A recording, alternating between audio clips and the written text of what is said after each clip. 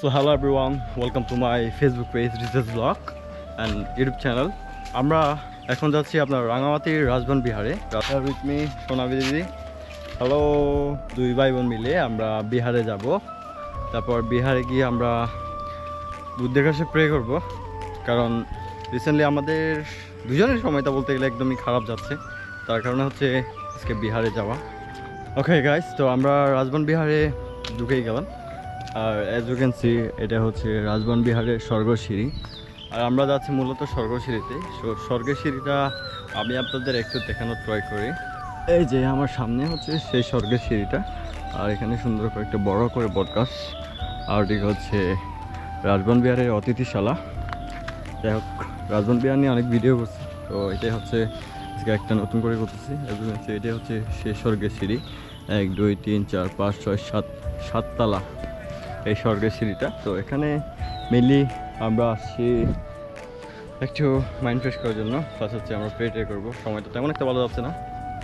So দেখছি এখন হচ্ছে আমরা যাব কোথায়, আপনার রাজবন বিহারের মেইন ফটকে, যেখানে কিনা আপনার বুদ্ধ মূর্তি থেকে শুরু করে আমরা এখানে আমাদের বাতি প্রজ্বলন করবো, সব কিছুই করবো। So keep watching guys. আর এটাই হচ্ছে আপনার রাঙামাটির রাজবন বিহার। আর অ্যাজ ইউ ক্যান সি সব কিছু গোল্ডেন কালারের মধ্যে। আর সামনে হচ্ছে আমরা আমাদের ওই যে কিনে নেওয়ার বাতিগুলা প্রজ্বলন করবো।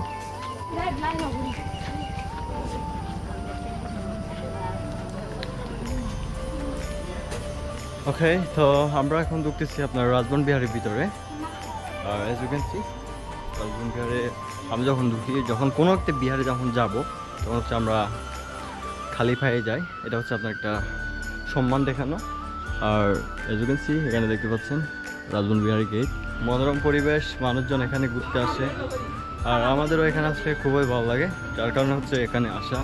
এখানে আপনার প্রত্যেক বছরে প্রতিষ্ঠা নামে একটা উৎসব হয়, এটা হচ্ছে আমাদের বৌদ্ধ ধর্মের সব থেকে বড় উৎসব। আর সেই উৎসবটা হচ্ছে আপনার এই রাজবন বিহারে এখানেই করা হয়। ওয়াও, তো এটাই হচ্ছে আপনার রাঙামাটির রাজবন বিহার। দেখতে খুবই মনোরম একটা পরিবেশ, বেশ ভালো লাগে এখানে আসতে।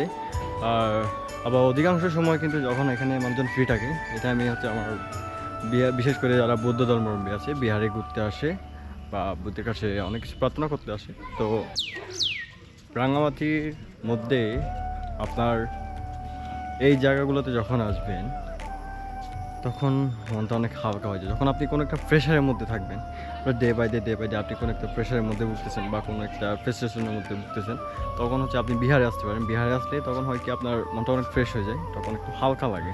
যে যাই বলুক, পার্সোনালি আমি বলবো কি, আমার যখন আমি কোনো একটা ইয়াতে ভুগবো, তো আমি সেক্ষেত্রে হচ্ছে আমি প্রথমে হচ্ছে বিহারে যাই। বিহারে গিয়ে আমার ইয়াগুলো আগে করি, দেন একটা সময় হয়ে যায়, সব কিছু নর্মাল হয়ে যায়।